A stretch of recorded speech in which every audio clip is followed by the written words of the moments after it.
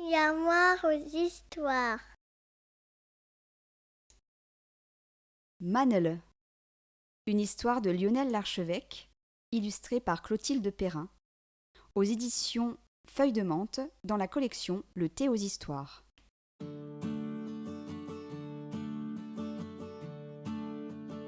Dans le village de Klatsheim, on aimait les histoires qui font peur. Chaque famille avait sa spécialité. Dans la famille Hunger, par exemple, on aimait particulièrement les histoires de forêts hantées et d'enfants perdus. Chez leurs voisins, la famille Wolf, évidemment c'était les loups. Un peu plus loin, dans la vieille maison tordue des Riesens, on se régalait de contes d'ogres. Tandis que chez les Drachmann, la préférence allait aux dragons. Et dans chaque maison du village, c'était ainsi depuis toujours.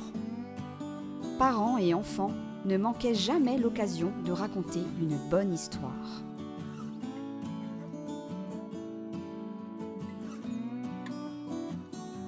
À l'écart du village vivait une très vieille femme. Elle habitait une toute petite maison au bord de la forêt. Chez les Angst, on racontait volontiers que c'était une sorcière qui se transformait en hibou les nuits de pleine lune. Chez les Riesens, on disait plutôt que c'était une ogresse qui attrapait les enfants perdus dans les bois pour en faire des soupes au lard. Et chez les Harmlos, on faisait courir le bruit que c'était en vérité une divinité indo-brahmanique dotée de 8 bras et 6 yeux qui prenait cette apparence de vieille femme pour cacher sa vraie nature. Bref, chacun avait son idée. Chaque samedi, cette vieille femme solitaire se rendait au village pour y faire quelques courses. Karl Markt, l'épicier, demandait à son fils Vladimir de préparer le panier pour la mamie. Du lard, du lait, du beurre, de la farine, un peu de levure, du sucre, des œufs, des raisins, du sel et quelques légumes de saison. Quand elle arrivait, cette très vieille dame édentée, tout le monde s'écartait sur son passage. À force d'imaginer les fables les plus affreuses à son sujet, les villageois en avaient un peu peur. Mais un samedi, point de mamie. L'épicier attendit tout le jour, grommelant dans sa barbe 1000 suppositions, puis, à la nuit tombante, il appela son fils. « Vladimir, la mamie a dû se casser une jambe, ou bien elle s'est enrhumée. À moins que ce soit un ours qui l'ait attrapée. En tout cas, elle n'est pas venue. Porte-lui donc son panier et reviens me dire comment elle va. » Vladimir, le fils de l'épicier, était un petit gars maigrichon et plutôt peureux. Ça ne l'emballait guère de sortir du village et d'aller vers la forêt alors que le soleil se couchait. Mais c'était un bon garçon obéissant et pas bête. Il fit vite le calcul qu'en partant tout de suite et en marchant bien, il rentrerait tôt. Le panier était lourd et Vladimir n'avançait pas vite. Quand il sortit du village, la nuit s'installait. Il s'engagea sur le petit sentier qui montait vers la forêt en frissonnant. « Allons !» se disait-il. « Tout le monde sait qu'en vérité ce n'est pas une sorcière. Je n'ai rien à craindre. Allons, courage !» Mais il faisait de plus en plus sombre sous les sapins, et il lui semblait entendre des bruits pas très rassurants. Vivement qu'il soit rentré pour l'histoire du soir. Quand il arriva en vue de la maisonnette, le cri d'un hibou grand-duc retentit, tout près. Ouh, ouh, ouh, ouh, ouh, ouh. Vladimir sursauta. Et si les Angst avaient raison? Le garçon s'approcha de la maison, mais par la fenêtre ouverte, il aperçut une chose qui lui fit dresser les cheveux sur la tête. L'ombre de la vieille femme, projetée sur un mur par la lumière de l'âtre, tenait à bout de bras un petit corps d'enfant et s'apprêtait à le dévorer. « Au secours !» hurla Vladimir en laissant tomber son panier et en s'enfuyant à toutes jambes. « C'est une sorcière, une croqueuse d'enfants, une ogresse !» Il ne se retourna pas. Il n'était pas assez courageux, mais il lui sembla qu'un ricanement affreux éclatait dans son dos.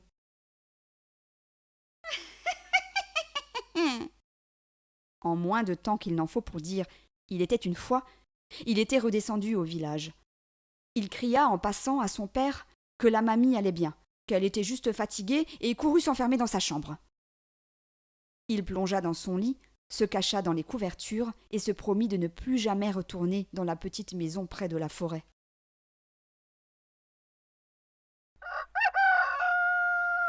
Le lendemain matin, il fut réveillé de bonne heure par les voix de son père, de sa mère et de sa petite sœur.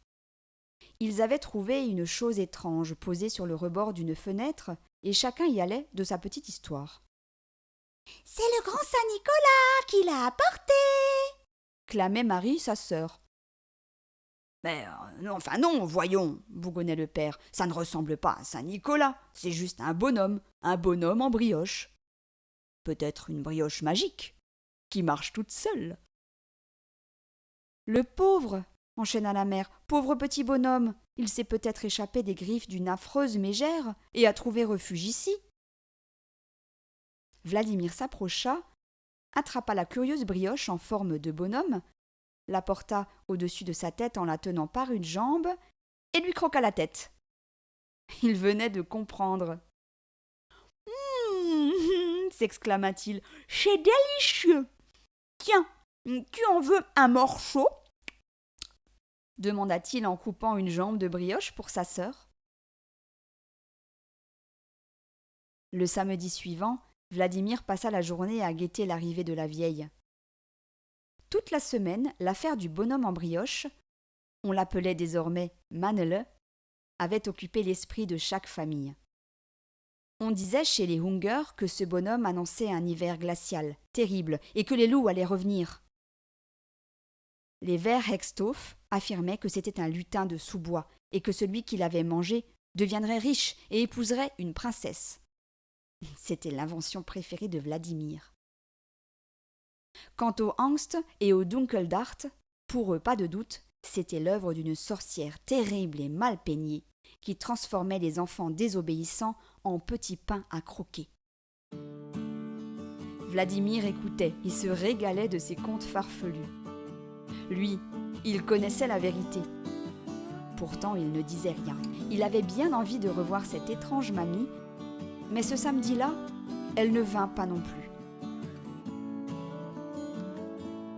Vers midi, il proposa à son père de porter le panier chez la grand-mère.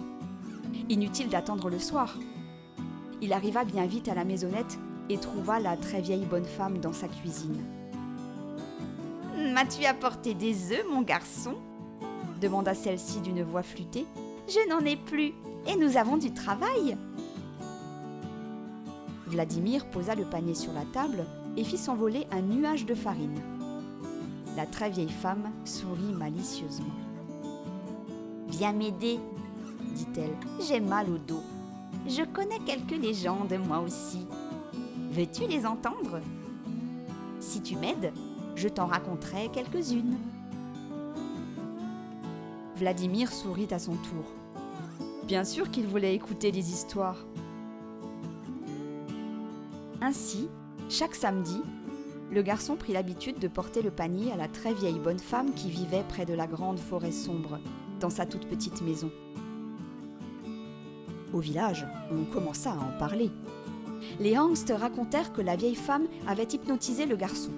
Les Wolf prétendaient que Vladimir allait chez elle pour apprendre la magie et que la nuit, il se transformait en chauve-souris.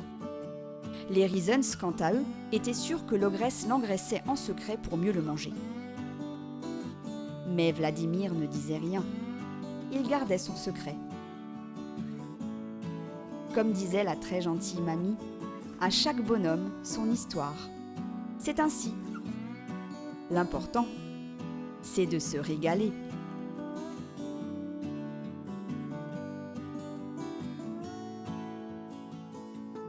C'était Mannele, une histoire de Lionel Larchevêque, illustrée par Clotilde Perrin, aux éditions Feuille de Menthe, dans la collection Le Thé aux Histoires.